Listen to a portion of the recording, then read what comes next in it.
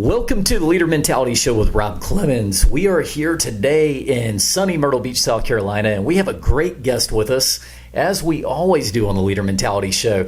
But with each great guest comes a great opportunity to talk about leadership. That's what this is all about. And if you are a person that's out there and you're going through life and you're trying to figure out how you can make the biggest difference, we have different paths to how we're going to get to leadership. And so today we're talking about a little bit about changing courses throughout your career or changing courses just throughout your life. When do you get out of a certain situation and out of one comfort zone and try to find yourself in another?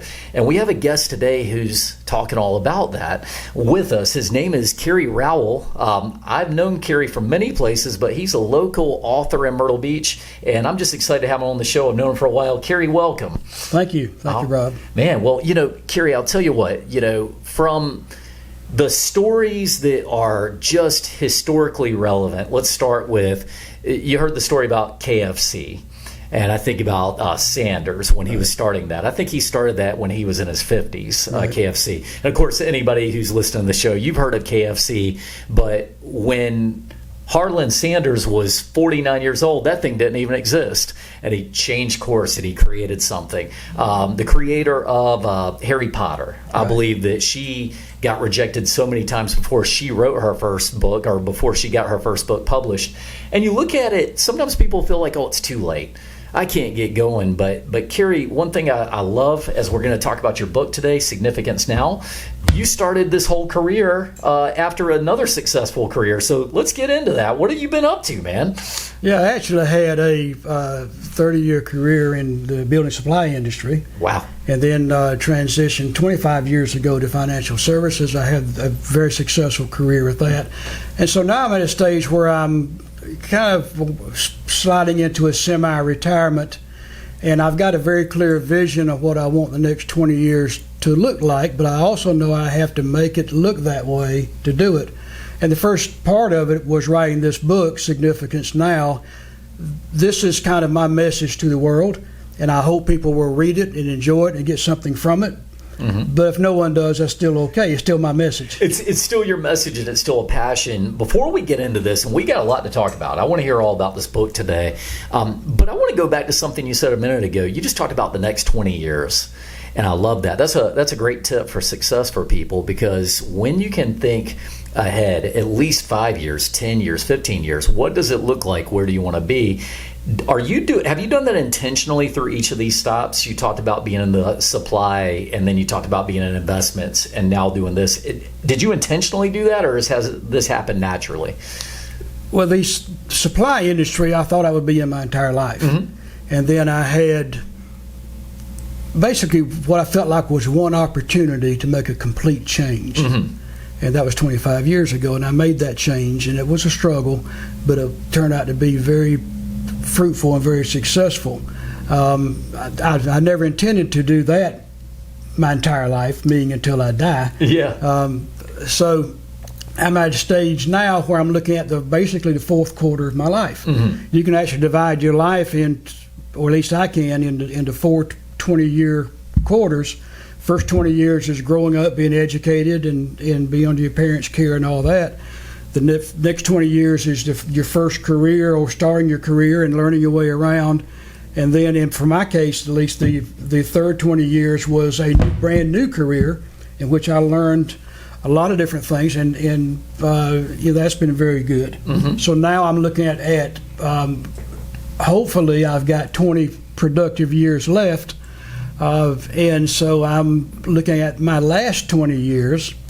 And I don't want to wake up 20 years from now and say, I wish I had done this. You're not the kind of guy who just says, it feels to me that you're not the kind of guy who says, yeah, I'm that last fourth quarter, I'm just going to be waiting to die one day, or I'm going to maximize and use up all my money. It feels like to me that you're still trying to maximize yourself.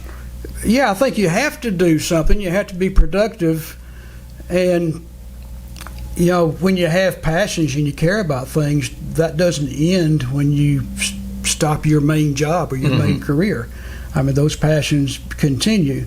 And you still have talents. You have a lot to offer. In fact, someone my age, and I'm being a little prejudiced because of my age, but someone my age has a lot more to offer than someone who's, say, 35, who hasn't lived a lot of life yet. Yeah.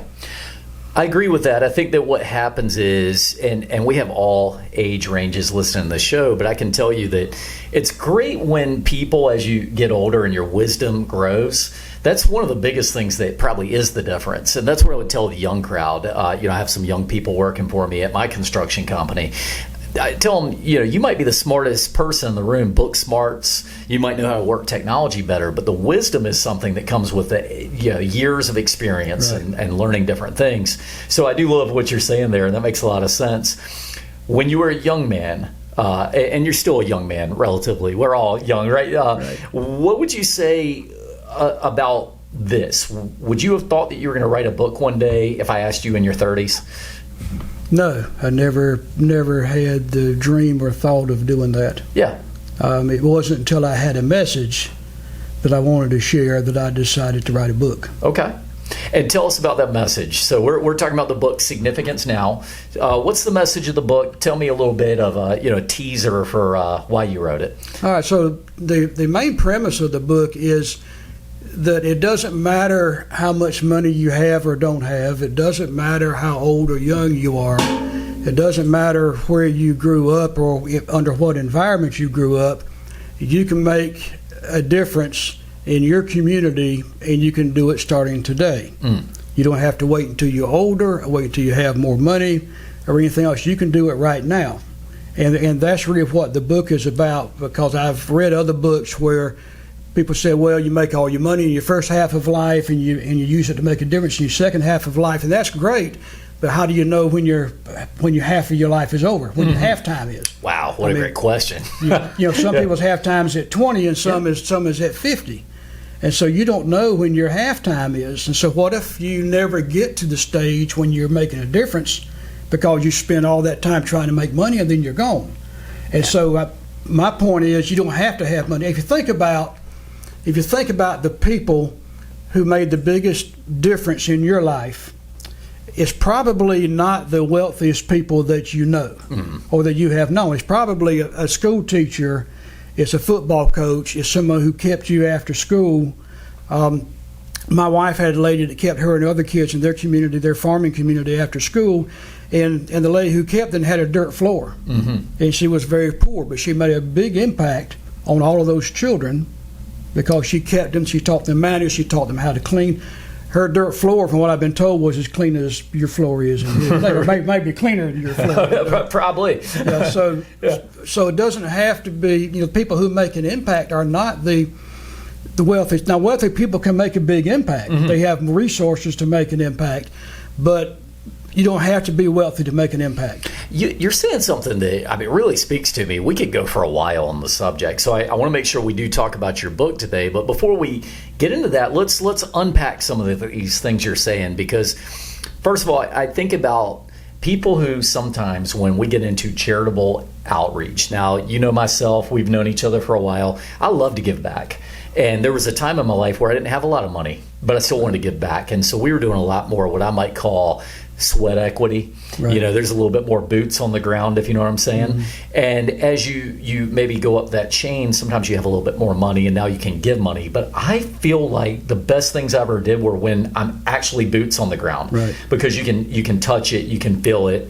And I feel like that when you're making that difference in such an authentic way, nothing wrong with giving money. We do that all the time over at Carolina Bays, for example, Leader Mentality.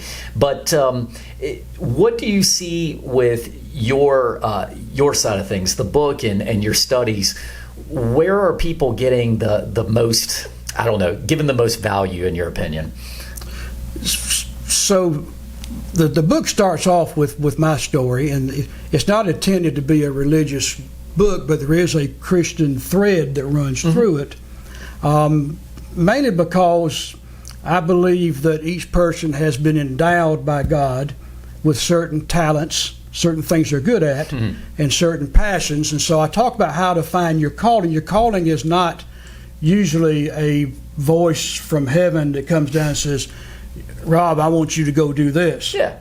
Your calling is based on how you were created, with gifts and with talents, things you're good at, things you're passionate about. And so when you identify those things and you line them up properly, then God opens doors of opportunity for you, and you just walk through the doors. And you're not having to try to beat your head against the wall to make something happen. Yeah. And so that's how you find your calling, and it's difficult to really give back unless you're living in that realm of your calling or your intended place or your purpose place, because that's the point where you can start focusing on others and not focus on yourself. As long as you're focusing on yourself, you're not going to make a tremendous impact. You have to be at a point where you can start focusing on others instead. Okay, let's go there. So you talk about focusing on others, and I believe that's a great starting point for if you're trying to find a business. Sometimes people are like, I want to be a business owner. I'm just not sure what I want to do. And I'd say, well, focus on where you can help others the most. Right. And what does that mean? Well, focus on something where people are maybe not being helped yet, right? And we're talking about Business 101. You don't go copy the other 10 businesses that are already doing it. You find a segment that's not being helped, and you figure out how to help them. Right. That's kind of what you're saying here, although we're talking more on the personal side. But when we're trying to make the biggest impact, it's not when we're focusing on the self, we're focusing on others. Yeah, absolutely. Beautiful, beautiful. Then the other thing is, and this kind of ties into what we just said, finding your calling. And let's not talk about business so much. Let's just talk about life. What do you say to that person that's out there and they're like, why am I here? Why am I here? I don't know why I'm on this earth. I don't know what my calling is. I don't know what I'm great at. What would you say to that person, Kerry? Well, one of the Dalai Lamas, I don't know how many there was, but one of them said that the real meaning of life is to help others. And a lot of people have a difficult time finding their calling. So part of my journey with that is I went to a Christian retreat at Garden City Beach years and years ago. And from that, I came to the realization that when Jesus called his disciples, he didn't call all of them to do the same thing. He called them based on their talents, things they were good at, and things they were passionate about. For instance, Matthew was the scribe. Tax collector became the scribe. And so our callings, I think, are this. And I thought, and I said, well, each of us has a calling. My calling's not the same as the Apostle Peter's calling or the same as your calling, but I have a calling, and it's based on how God made me. It's based on the talents that I have. Now, when you've lived through life and you've raised kids and you've worked a job that you hate for 20 years, sometimes those passions get buried so deep that it's hard to help them to resurface and say, where are my passions? What am I good at? Well, I'm good at surviving 8 hours at work and drinking a case of beer. Right.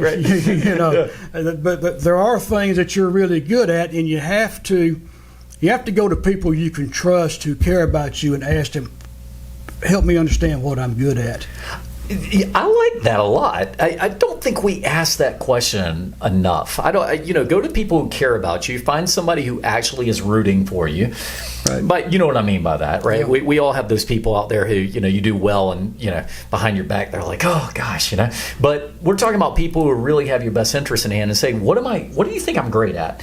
And here's the great thing about that. I'm going to tell the people listening to the show, those people don't know everything either. They may tell you, well, you're the best at this. They may not know what your talent is, but as you ask that question to enough good people, you're going to be getting a good idea what you're pretty good at, right? Oh yeah, and think back in your life about things you have done. You have really, even for a very short time period. What have you done where I keep hitting my watch on the table. Right. But what have you done that you've really excelled at, even for a short period of time? For instance, when I was in college, I became the president of the Ministerial Association there, and at that time, that was only open to male students, and only the male students from a certain class were allowed to have opportunities to go into churches and that kind of thing. And we just thought that was really wrong. So I took it over, and with some friends of mine, we revamped it. We invited women to join for the very first time, and we provided opportunities for every member of the association. And I never thought about it at the time, but looking back on that, that tells me something that I'm good at.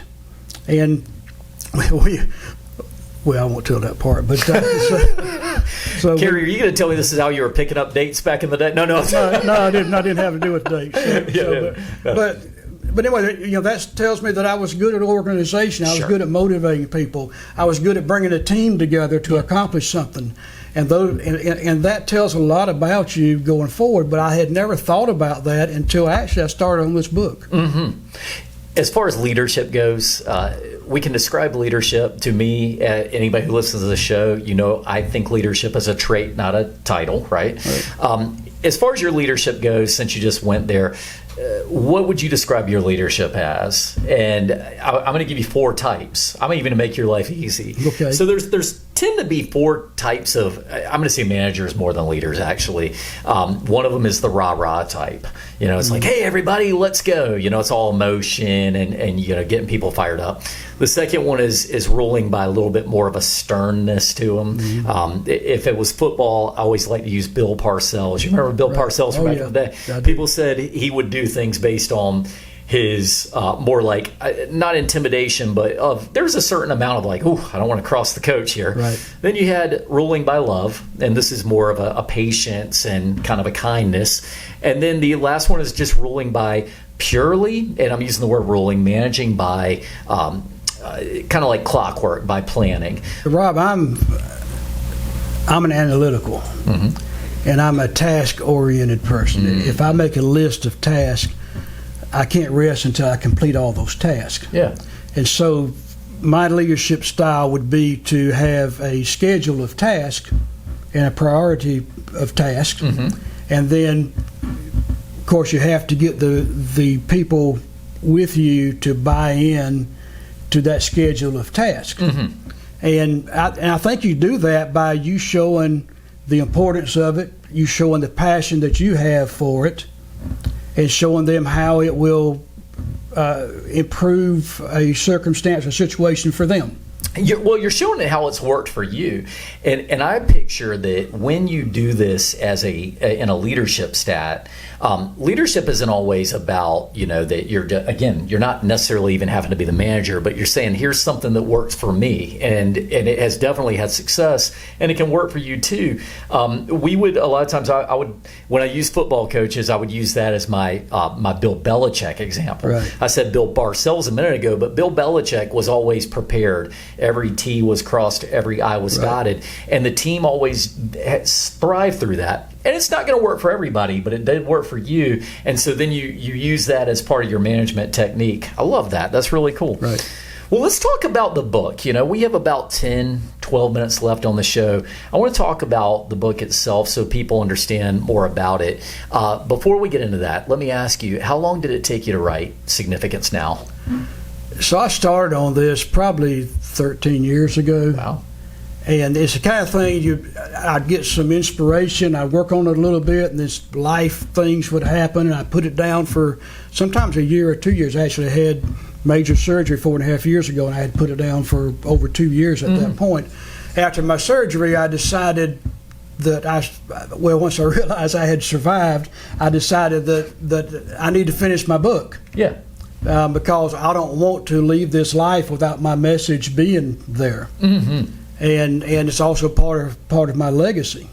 Yeah. And so I kind of coined success or defined success or significance as being a higher level than success. So there's an equation that's commonly used for success, which is passion plus competence equals success. SCORE uses it. The Chamber of Commerce has used it. The old passion test that was popular 20 years ago used it. So, but when I read that, I said, why just competence? Because I can do anything in this world 60 hours a week with a good coach, and I can become competent. If I was younger and I took tennis lessons every day and played tennis every day and had a good coach, I could become really good at tennis. Yeah. Now I could probably never win a major tournament because I don't have the talent. So I said, what happens if you change competence to excellence? Yeah.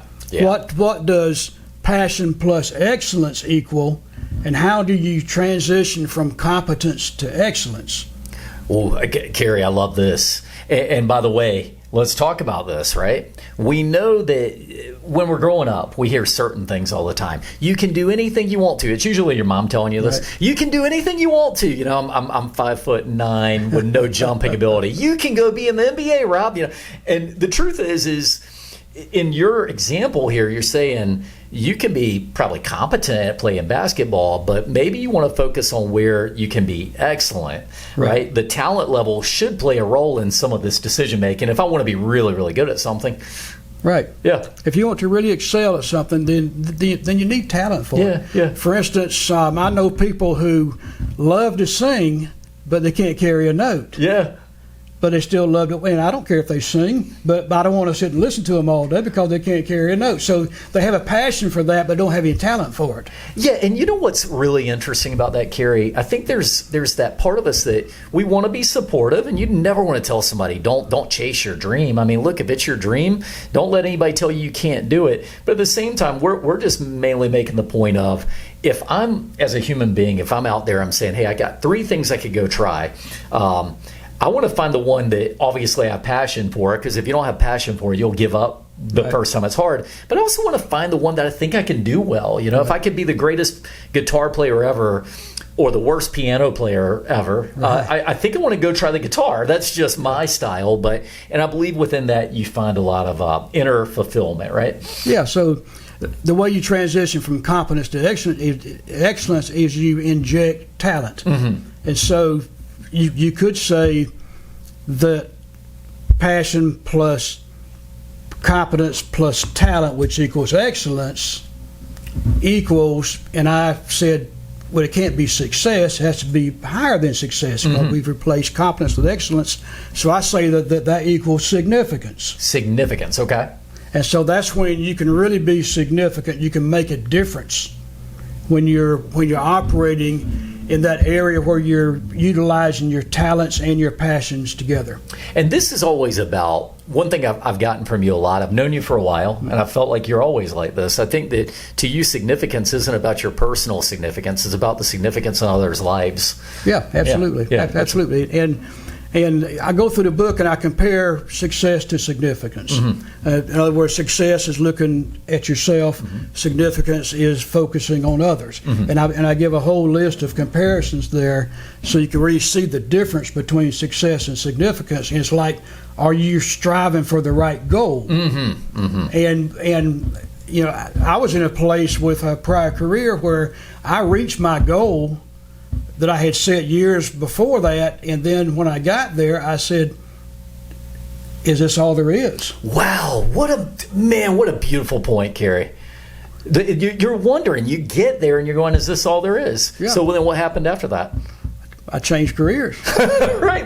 Yeah. So you'll find something else. Yeah, because I changed companies actually, but not careers. Yeah. I changed careers later. Right. But yeah, so you know, when you get there, it's not always as shiny as you think it's going to be. Man.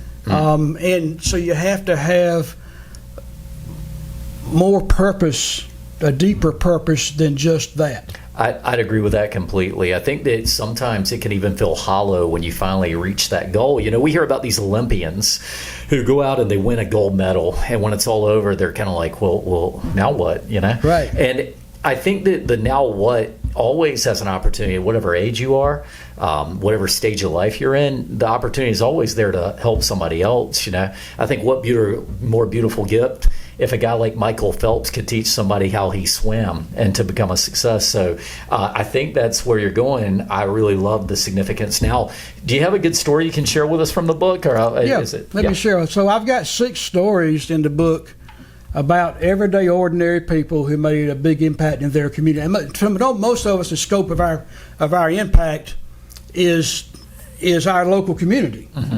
And so I've got 6 stories of everyday, ordinary people who made impact. And I'll share one with you. Okay. One of them, people may be familiar with Isaac Bailey, who was a journalist here for a long time, and now he's up at Davidson College. I actually read a story about Isaac's mother, and so I contacted Isaac, and I said, I'm writing this book, can I use your mother's story in this book? And her name was Elizabeth Bailey, or Bet Bailey. She was she grew up in the Jim Crow South over in St. Stephen, and she was given to a man in marriage when she was 13 years old. Was in that abusive marriage for 25 years, bore and raised 11 children. She worked after she got divorced, she worked at a Georgia Pacific plant over in Russellville, and she saved her money and she bought property and she put homes on that property, and she rented to people no one else would rent to. She rented to people who are just getting out of prison. She rented to recovering drug addicts. She taught those people how to cook. She taught them how to shop. She taught them how to manage their money. She helped them get jobs. She would go and stand for them at the courthouse. She would go to the local jail if they got arrested and advocate for them. And here was a lady who basically had nothing, and she was abused for 25 years. But of her 11 children, I think 8 of them ended up going to some type of college. Wow. And so she raised some amazing children, Isaac being one of them, and she made a tremendous impact on her community. Yeah. And I wanted her to be remembered, and so she's one of the 6 stories in this book. Now, my next book that I'm working on now, I'm looking for 30 or 40 stories just like that. Okay. And they can be anywhere in the country. But I want because when I was going to do 4 stories, and I got 4 done, and I heard about one other person, so I got to put him in there. Right. So then I read about Isaac's mother, and I said, oh gosh, she's perfect. I got to put her in the book. And I said, well, I got to stop somewhere. So I stopped at 6. Yeah. But I'm doing another book where it's going to be nothing but stories. Okay. You can read this book to learn how to be significant, but you read the other book to read about people who have been and are significant. And these are everyday, ordinary people. These are not the Bill Gates and the Warren Buffetts and people. Yeah. And even a Dolly Parton has been terribly significant, and she's been great. But she's a celebrity. Yeah. These are not celebrities. This is the guy down the street. The best kind of stories, by the way, because there are a lot of people who are behind the scenes doing work every single day, and they're keeping their chin up when things go tough, and they're making differences for people when those people didn't have anybody else making a difference for them. Right. And just like the story you just told, I love it that you're bringing these people to the forefront, because here's the best part about those people. They didn't do it to end up in a book. Right. They didn't do it to go on stage and say, hey, look at me and look at all the great things I did, but they did it because they were compelled, and maybe that significance that they have, the significance now, is something that brought them some fulfillment, but more importantly, it brought the people around them to another plane that they wouldn't have been on without them. So that's very cool. Kerry, how are you going to find those 30 to 40 people? I'm just asking people. Okay. I said, if you know someone, send me a message, call me, send me an email, give me the contact information. I reach out to them and I explain what I'm doing. Then I do an interview. And after the interview, I write the story. Then I send the story to them for approval. Yep. And if they approve, then it goes in the book. Okay. I like it. You know, Kerry, as we talk about this book, and I want to give the people one more chance to hear about it at the end of this, but you've done some sales training over your career. Right. We have talked about just a ton of success. One thing that you guys who are listening may not know about Kerry is one of the most consistent guys I've known. He goes out to his networking events. He very consistent with the message you share. He's not a high pressure, you've got to do this with me today, but always planting the seed with the people he talks to. I've always respected that you market yourself well and that you sell yourself well. You told me a story one time. I just thought it was funny. It's a quick quip, but you talked about, you equated, I believe it was Hercules. Am I thinking about this one right? No, it was Samson. It was a story about Samson. Yes. Just if you could share that quip, I thought it was really funny.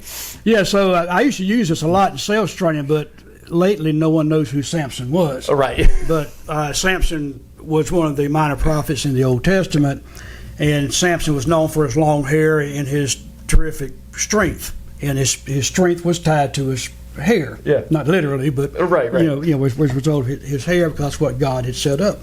And so salespeople who talk themselves into a sale and then out of a sale, I say they have the Samson dilemma.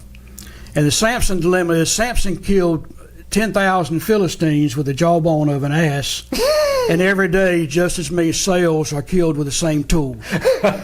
I love it. And the context of that is, I've done a lot of sales training. It's funny because at the end of the day, when you're getting into salesmanship, this is about a person with a problem and you have a solution, and you'll talk sometimes, especially to new guys, so much that they run right past the point of what the people needed. Let's just solve an issue. And that's kind of relevant here, because when we're talking about your book here, sounds like you really are trying to spread a little bit of solving some things for people, but as much as anything, finding your calling and making the world a better place. And what better thing could we do than that? Yeah, absolutely. Man, very cool. Well, Kerry, let's talk. I want to make sure we have a couple of minutes here.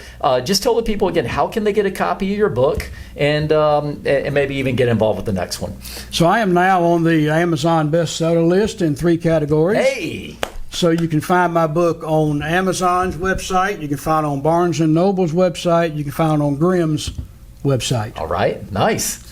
Well, hey, look, I'm going to get myself a copy, and I'm going to ask everybody out there, look, if you're at your house, wherever you're listening at this point to this show, you could be sitting at work right now, and this is just in the background. I want you to hear me now.